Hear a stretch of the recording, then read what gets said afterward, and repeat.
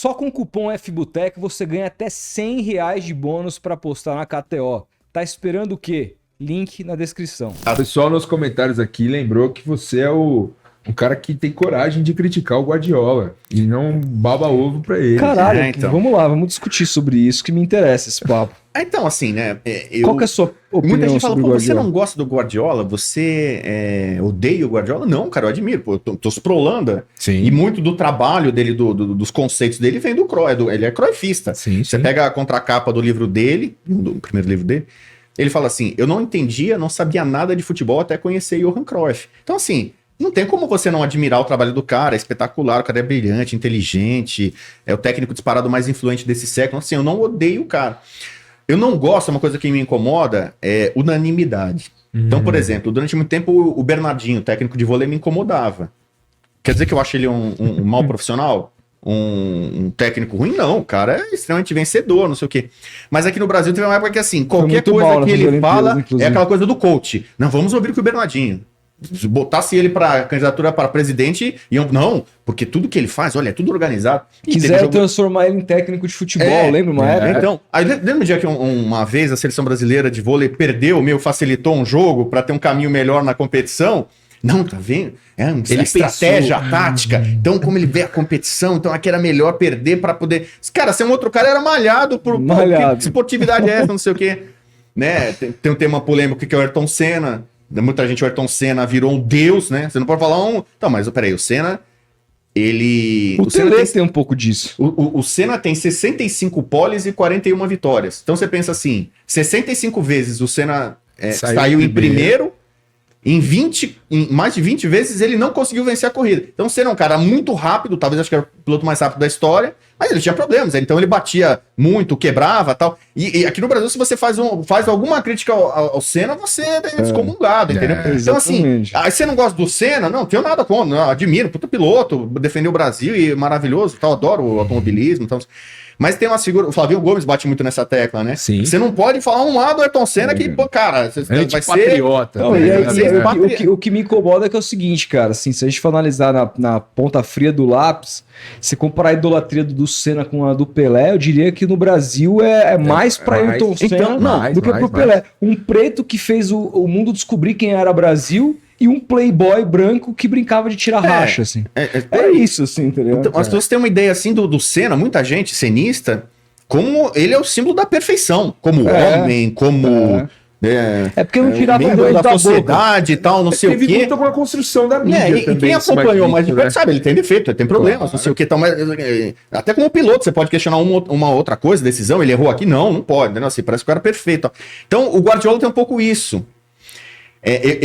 Eu admiro demais o cara, mas pra muita gente, o Guardiola foi o cara que inventou a posse de bola. Ele inventou o falso 9. Ele inventou a saída de 3. Parece assim, tudo no futebol que começou com ele. Não tinha futebol antes dele.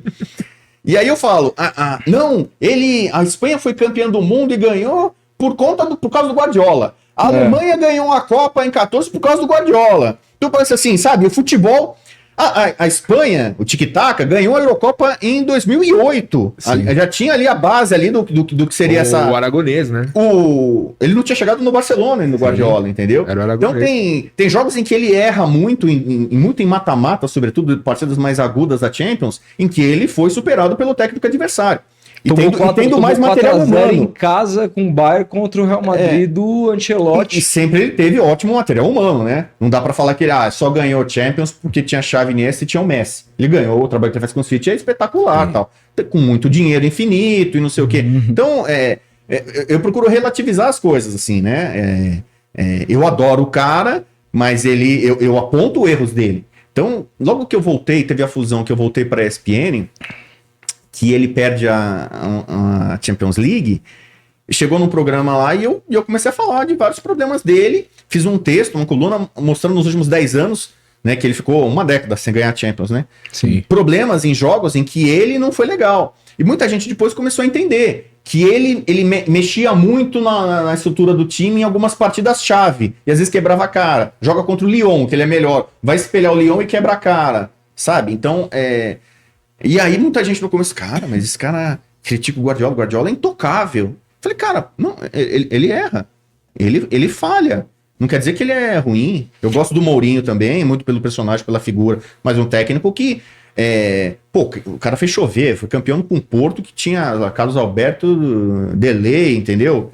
Tinha tal, mas assim, pra ganhar uma Champions League do Manchester United do Alex Ferguson, o Abel Ferreira usa como exemplo. Cara, o trabalho do Mourinho é espetacular. No Chelsea, quantidade de recortes que ele bateu, cara, ele não perdia em casa, ficou temporada sem ataque, perder. Né? Na história do Chelsea, mudou, é o maior técnico da história do Porto, é o maior técnico da história do Chelsea. Venceu em várias linhas. Um dos maiores da história da Inter de Milão. Então, mas assim, aí é aquela coisa de você ser maniqueísta. Um é um santo, um é o demônio, né?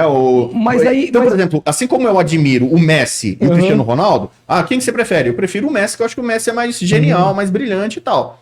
Eu não odeio o Cristiano Ronaldo. Claro. Então eu admiro, curto o Mourinho, admiro, curto o Guardiola, né? Então as pessoas começaram a colocar as coisas assim. Você gosta do Mourinho? Então você é do mal. Você é ruim. Se você criticou o Guardiola, então você não presta, você sabe, né? Não, então, e assim, mas assim, o Mourinho é um personagem, né? Nesse contexto todo que eu quero entender é o seguinte: com todas essas arestas aparadas, onde você coloca o Guardiola? Você considera o maior técnico de todos os tempos, ou pelo menos desse novo momento do futebol, desde que ele apareceu, você considera o maior nome?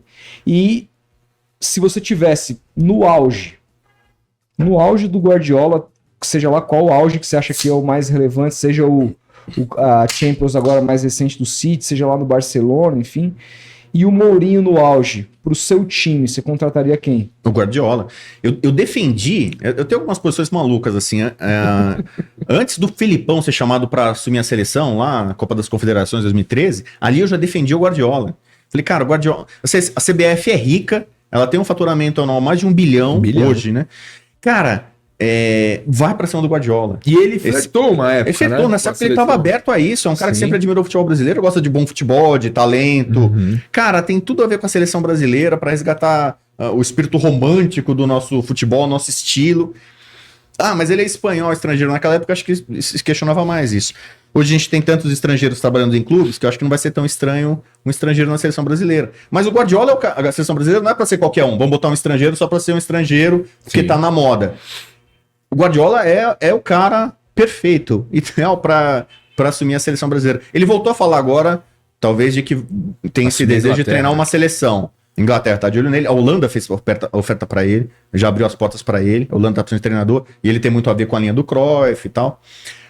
Cara, pro Brasil, pra mim, não tinha mistério, assim, já em 2013, esse é o cara certo, não tem erro. E ele ajudaria a mudar, acho que não só a seleção brasileira, mas o nosso jeito de ver e pensar futebol. Poderia influenciar os treinadores brasileiros, melhorar a qualidade do nosso jogo, que ficou muito amarrado, travado. Sim. O Tite, que eu concordo que é o principal treinador brasileiro, né, dos últimos tempos, mas ao mesmo tempo esse discurso muito de equilíbrio, parece que você tá sempre meio que jogando com um freio de mão puxado, o Brasil saindo um pouco da sua essência para ficar meio que europeizado. Eu concordo com o que o Luxemburgo fala às vezes nesse sentido, outros profissionais falam, estrangeiros, né, falam, cara, a gente não reconhece mais o Brasil, a seleção brasileira, de uma forma geral, o futebol brasileiro, a gente não reconhece mais, né.